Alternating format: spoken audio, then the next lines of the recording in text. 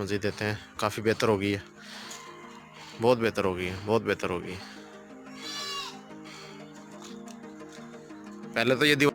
नए आने वाले दोस्तों से गुजारिश है कि वेटनरी प्लानट को सब्सक्राइब करें और बेल आइकन पे भी क्लिक करें और ऑल पे क्लिक करें ताकि आपको तमाम नई वीडियोस की अपडेट भी मिलती रहें। अस्सलाम वालेकुम फार्मर्स दोस्तों, आज इस बछड़ी के इलाज का तीसरा दिन है। आज हम इसको दोबारा से चेक करने आए हैं तीसरी बार। इसकी कंडीशन काफ़ी बेहतर है, खाया पिया भी है इसने और ये गोबर भी इसने उतारा हुआ है अभी, लेकिन गोबर इसका सख्त है। इसको भी चलाते फिराते हैं, देखते हैं क्या कंडीशन है।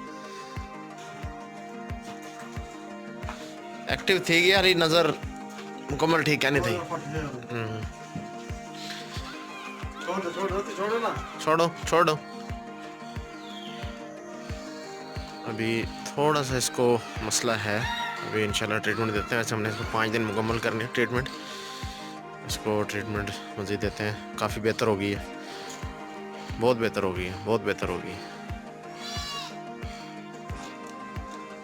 पहले तो ये दीवार के साथ साथ चलती थी ना। हाँ, अब तो माशाल्लाह अपनी जगह पे पहुंच गया खुद ही। चलें इसको ट्रीटमेंट रिपीट करते हैं, वही लगाते हैं।